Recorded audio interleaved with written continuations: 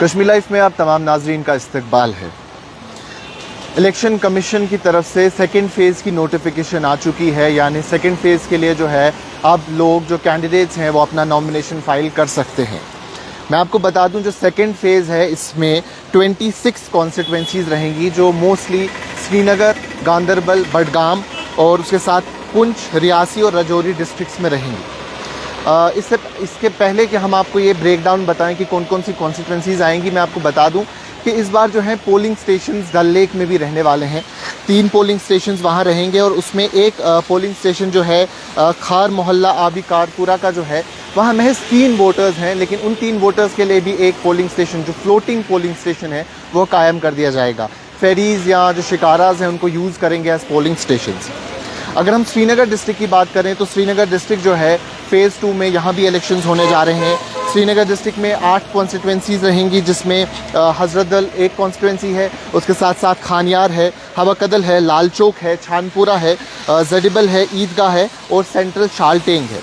श्रीनगर में तकरीबन जो वोटर्स हैं वो रहेंगे 7,74,462, जिसमें अगर मेल फीमेल का ब्रेकडाउन हम आपको बताएं तो वो जो मेल वोटर्स हैं वो 3,86,654 रहेंगे और उसके साथ साथ फीमेल वोटर्स जो हैं वो 3,87,778 रहेंगे और थर्ड जेंडर जो है वो 30 वोटर्स रहेंगे। तो तकरीबन जो मेल फीमेल रेशियो है वो ऑलमोस्ट सेम है।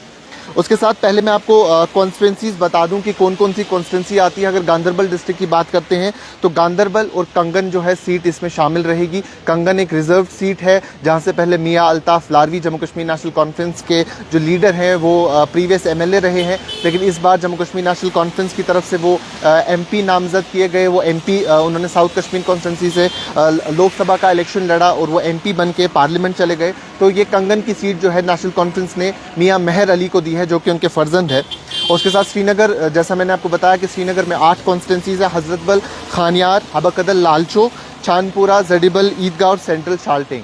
बडगाम डिस्ट्रिक्ट में बडगाम, बीरवा, खान साहब, सार शरीफ और चाडोरा की कॉन्स्टिट्यूंसी शामिल है। उसके बाद जो और कॉन्स्टिट्यूंसीज़ है उसमें गुलाबगढ़ एक कॉन्स्टिट्यूंसी है जो ST रिजर्व कॉन्स्टिट्यूंसी है। उसके साथ साथ रियासी की कॉन्स्टिट्यूंसी है, श्री माता वैष्णो देवी की कॉन्स्टिट्यूंसी है, कालाकोट सुंदरबनी जो कि राजौरी डिस्ट्रिक्ट में आता है उसकी कॉन्स्टिट्यूंसी है, नौशहरा है, मेन राजौरी है, राजौरी भी एक ST कॉन्स्टिट्यूंसी है, बुद्धल भी एक ST कॉन्स्टिट्यूंसी है, वो एक अलग कॉन्स्टिट्यूंसी है। उसके साथ थना मंडी, सुरनकोट, पुंछ हवेली और मेंढर, पुंछ की कुछ कॉन्स्टिट्यूंसीज़ है। तो कुल मिला के जो है ये 26 कॉन्स्टिट्यूंसीज़ बनती है। तो सेकेंड फ़ेज़ में एक इम्पॉर्टेंट डेवलपमेंट जो कुछ दिन पहले हमने आपसे शेयर की, आपने खबरों में भी देखा होगा, वो ये है कि सेकेंड फ़ेज़ में गांदरबल में भी इलेक्शन होने जा रहे हैं और गांदरबल से जो जम्मू कश्मीर नेशनल कॉन्फ्रेंस के वाइस प्रेसिडेंट हैं उमर अब्दुल्ला, वो इलेक्शन लड़ने जा रहे हैं। इससे पहले जम्मू कश्मीर नेशनल कॉन्फ्रेंस के वाइस प्रेसिडेंट ने एक इंटरव्यू में कहा था कि वो इलेक्शंस का हिस्सा नहीं बनेंगे। उन्होंने ये कहा था, उनका स्टेटमेंट ये था कि मैं घंटों तक LG के दरवाजे पे एक चपरासी की ट्रांसफ़र के लिए फ़ाइल पे दस्तखत करने का इंतज़ार नहीं कर सकता हूँ। लेकिन बाद में अब वो असेंबली इलेक्शंस का जो है हिस्सा बने, उसमें उन्होंने ये कहा कि मैं किस तरीके से अपने कार्डर को, अपने लोगों को, अपने जो कोलीग्स हैं उनको मोटिवेट करूँ कि इस असेंबली इलेक्शन का हिस्सा बने, अगर मैं ख़ुद इसका हिस्सा बनने के लिए तैयार नहीं हूँ। और साथ ही साथ जो उनके प्रोविंशियल प्रेसिडेंट है नासिर असलम वानी, उन्होंने ये कहा कि पार्टी ने इन्हें कहा क्योंकि हमें इनकी लीडरशिप की ज़रूरत है, इनके एक्सपीरियंस की ज़रूरत है इस असेंबली इलेक्शन में। ये एक एक्सपीरियंस्ड लीडर है, चीफ मिनिस्टर रह चुके हैं, MP रह चुके हैं।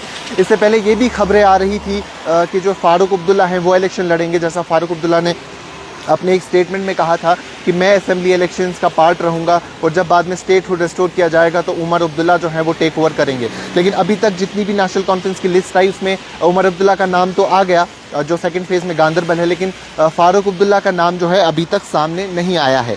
तो उमर अब्दुल्ला कंटेस्ट कर रहे हैं इलेक्शन। फ़ारूक अब्दुल्ला के हवाले से अभी तक कोई खबर नहीं है कि वो इलेक्शन का हिस्सा हैं या वो सिर्फ कैंपेनिंग का पार्ट रहेंगे, क्योंकि हमने उन्हें देखा कि वो परसों पापोर गए जहां हसनैन मसूदी ने अपना नॉमिनेशन फाइल किया। फर्स्ट फेज़ में जो कॉन्स्टिट्यूंसी है वो उनके साथ थे। सेकेंड फेज़ में पुलवामा में वो खलील बंद के साथ थे जहां उन्होंने उनको सपोर्ट किया, नॉमिनेशन के टाइम पे उनके साथ गए।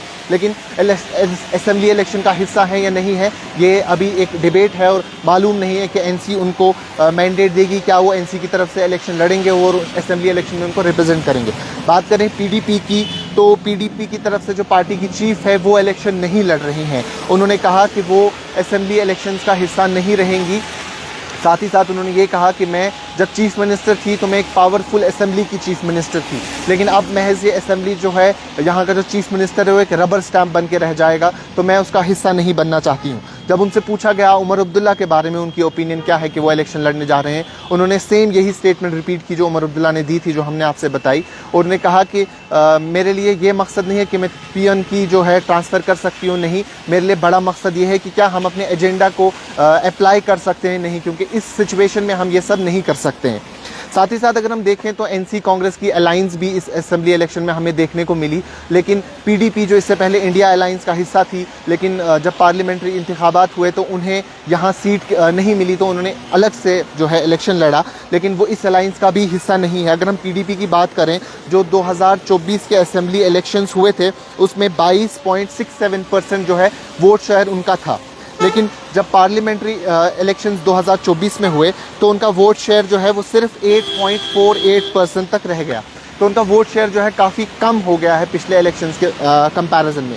लेकिन इस सब में जो बड़ी चीज़ ये बनती है कि उमर अब्दुल्ला इलेक्शन लड़ने जा रहे हैं। सेकंड फेज़ फाइनली जो है 25 सितंबर को उसके इलेक्शन होंगे, और सेकंड फेज़ का जो इलेक्शन है उसमें कई सारी कॉन्स्टिट्यूंसी जो है वो प्राइम लोकेशंस की है, क्योंकि श्रीनगर जो है उसे कैपिटल भी कहा जाता है, जम्मू कश्मीर का समर कैपिटल कहा जाता है। तो श्रीनगर में इलेक्शन होंगे। कुछ मेजर कॉन्स्टिट्यूंसीज़ है जहां से बड़े बड़े लीडर्स इलेक्शन लड़ते हैं, जैसे छानपुरा कॉन्स्टिट्यूंसी से अपनी पार्टी के चीफ अल्ताफ़ बुखारी इलेक्शन लड़ने जाएंगे, और उसके साथ साथ गांदरबल से उमर अब्दुल्ला इलेक्शन लड़ेंगे। तो कई सारे प्रोमिनेंट लीडर्स हैं जो इस इलेक्शन प्रोसेस का हिस्सा बनेंगे सेकेंड फेज़ में। तो सेकेंड फेज़ की नोटिफिकेशन आ गई है, और नॉमिनेशन का प्रोसेस जो है वो कल से शुरू होगा। कुछ दिन तक ये प्रोसेस रहेगा, उसके बाद जो है ये प्रोसेस 5 सितंबर को ख़त्म होगा। लास्ट डेट ऑफ नॉमिनेशन जो है 5 सितंबर है, और सेकेंड फेज़ की जो स्क्रूटनी है वो 6 सितंबर को होगी, और फाइनली जो सेकेंड फेज़ के लिए पोल्स हैं वो 18 सितंबर 2024 के होंगे। अभी के लिए इतना ही। कैमरा पर्सन उमर डार के साथ शादाब गिलानी, कश्मीर लाइव, श्रीनगर।